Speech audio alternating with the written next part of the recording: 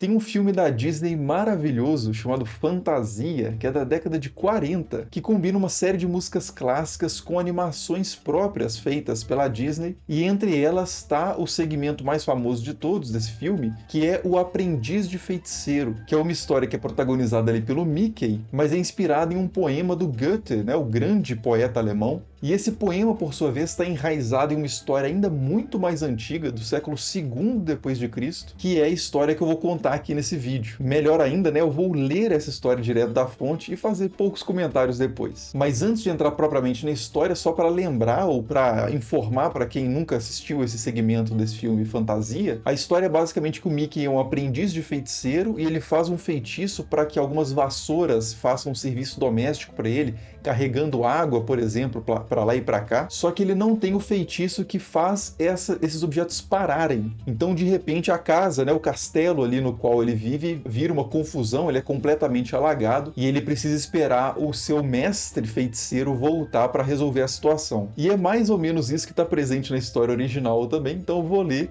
para vocês, que é uma história fantástica, espero que vocês gostem. Quando eu era jovem, passei um bom tempo no Egito, pois meu pai havia me enviado até lá para estudar. Certo dia, resolvi navegar pelo Nilo até a cidade de Coptos e depois visitar a estátua de Menon e ouvir o curioso som que dela emana ao nascer do sol. Bem, um dos meus companheiros de viagem era um escriba de Mênfis, um homem extraordinariamente capaz, versado em toda a tradição dos egípcios. Ele disse ter passado 23 anos de sua vida no subsolo das tumbas, estudando ciências ocultas sob a instrução da própria deusa Ísis. Eu não sabia nada sobre ele no começo, mas sempre que ancorávamos, eu costumava vê-lo fazendo as coisas mais maravilhosas. Ele cavalgava nas costas dos crocodilos e nadava entre os hipopótamos, e eles o bajulavam e abanavam o rabo. E então percebi que ele não era, de forma alguma, um homem comum. Fui me aproximando dele e, em graus imperceptíveis, conquistei sua amizade e fui admitido em suas artes misteriosas. Por fim, ele me convenceu a deixar todos os meus servos para trás, em Mênfis, e acompanhá-lo sozinho, garantindo-me de que eu não teria falta de nada. Esse foi o plano que nós seguimos a partir daquele momento. Sempre que chegávamos a uma estalagem, ele costumava pegar a barra de uma porta, ou uma vassoura, ou ainda um pilão, e vesti-lo com roupas e proferir um certo encantamento. Imediatamente a coisa começava a se mover, de modo que todos a tomavam por um homem. Ela ia buscar água, fazia compras e cozinhava, e era útil de maneira geral. Quando não tínhamos mais necessidade de seus serviços, havia outro encantamento, após o qual a vassoura voltava a ser uma vassoura, ou o pilão voltava a ser um pilão. Nunca consegui que ele me ensinasse esse encantamento, embora não tenha sido por falta de tentativa. Por mais aberto que ele fosse em relação a todo o resto, ele era bastante cioso desse segredo. Por fim, um dia escondi-me num canto escuro e ouvi as sílabas mágicas. Elas eram em número de 3. O egípcio deu as instruções ao pilão e partiu para o mercado. No dia seguinte, ele estava novamente ocupado no mercado, então peguei o pilão, arrumei-o, pronunciei as 3 sílabas exatamente como ele havia feito e ordenei que se tornasse um carregador de água. Ele, o pilão mágico, me trouxe o jarro cheio e então eu disse: "Pare, não seja mais um carregador de água, seja um pilão como antes." Mas a coisa não me deu atenção. Continuou tirando água o tempo todo até que a casa ficou totalmente alagada. Peguei então um machado e cortei o pilão em 2, mas o resultado foi que ambas as metades pegaram jarros e buscaram água. E agora eu tinha 2 carregadores de água em vez de um. E isso ainda estava acontecendo quando o mestre apareceu. Ele viu como as coisas estavam e transformou os carregadores de água de volta em madeira. E então ele se afastou de mim e foi embora, e eu nunca mais o vi.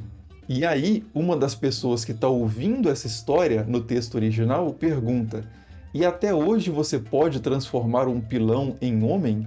E aquele que estava contando a história responde: "Sim, mas isso é apenas metade do processo. Não posso devolvê-lo à sua forma original. uma vez que se tornasse um carregador de água, sua atividade sem fim inundaria essa casa. E com essa desculpa ele consegue escapar de demonstrar suas habilidades mágicas e comprovar sua história. E esse texto, então, original, né, que eventualmente, depois de séculos, acabaria tomando a forma ali do poema do Goethe e depois do filme da Disney, né, do Fantasia, é uma história que está presente em um texto bem curtinho do Luciano de Samosata, que é um escritor dos tempos do Império Romano, né? Ele é sírio, mas de cultura grega, e o Luciano escreve esse texto para satirizar as histórias absurdas que ele ouvia no seu tempo. O texto, inclusive, se chama Filopseudes, o amante das mentiras, né, ou das falsidades. E é um texto que reflete sobre essa questão de por que as pessoas, mesmo as de melhor índole e de grandes qualidades morais e intelectuais, gostam tanto de fabular, de inventar histórias. E o Luciano, claro, né, um baita de um cético, né, ele não acredita de forma alguma nessas coisas, e nesse Filopseudes ele inclui várias fábulas desse tipo que eu acabei de ler, como testemunho, né, dessa propensão à fabulação humana. Mas por mais que essa história apareça num texto que é uma sátira, ela parece carregar ali uma lição de moral muito interessante e que se aplica muito bem, inclusive, para os nossos tempos, eu diria, de inteligência artificial e de ansiedades diante do poder das tecnologias escapando à mão dos humanos. É como se a produção dessas tecnologias muito poderosas fossem só as 3 sílabas do encantamento que anima os objetos inanimados, mas que a gente não tivesse, né, as sílabas necessárias para fazer a coisa parar em caso de necessidade, né? Ela se parece, inclusive, com outra história que tem uma lição de moral parecida, que é a história do Golem, que a gente pode trazer aqui para o canal depois, né, que é da tradição judaica. E ambas essas histórias, e várias outras dentro dessa mesma temática, né, parecem ser meio que um conto de advertência contra a questão de brincar de Deus, entre aspas, né? No caso aqui, alguém que não é um mestre feiticeiro brincar de feiticeiro.